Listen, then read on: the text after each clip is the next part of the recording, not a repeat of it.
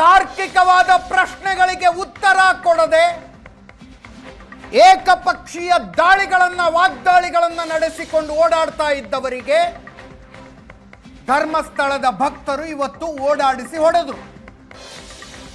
ಈ ಮಧ್ಯೆ ವರದಿ ಮಾಡುವುದಕ್ಕೆ ಹೋಗಿದ್ದ ನಮ್ಮ ರಿಪೋರ್ಟರ್ ಹರೀಶ್ ಮೇಲೆ ಸ್ವತಃ ಮಹೇಶ್ ತಿಮ್ಮರೋಡಿ ಹಲ್ಲೆ, ಸ್ವತಃ ಗಿರೀಶ್ ಮಟ್ಟಣ್ಣವರ ಹಲ್ಲೆ.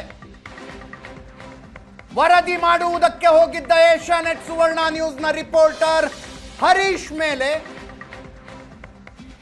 ಇಷ್ಟು ಹೊತ್ತಿನ ತನಕ ಸ್ವತಃ ಹರೀಶ್ ಜೊತೆಗೆ ನಾನು ಮಾತನಾಡಿದೆ ಏನೇನಾಯಿತು ಅನ್ನೋದನ್ನ.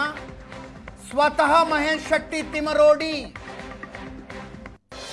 ಹಲ್ಲೆ ನಡೆಸಿದ್ದು, ಸ್ವತಃ ಗಿರೀಶ್ ಮಟ್ಟಣ್ಣವರ ಹಲ್ಲೆ ನಡೆಸಿದ್ದು. ಪ್ರತಿಕ್ರಿಯೆ ತೆಗೆದುಕೊಳ್ಳುವುದಕ್ಕೆ ಹೋದಾಗ ಕ್ಯಾಮರಾಮ್ಯಾನ್ ಜೊತೆಗೆ ಕೈಯಲ್ಲಿ ಸುವರ್ಣ ನ್ಯೂಸ್ನ ಲೋಗೋ ಹಿಡಿದು ಘಟನೆಯ ಬಗ್ಗೆ ನಿಮ್ಮ ಪ್ರತಿಕ್ರಿಯೆ ಏನು ಅಂತ ಕೇಳುವುದಕ್ಕೆ ಹೋದಾಗ ನಡೆಸಿದ ಹಲ್ಲೆ ಇದು.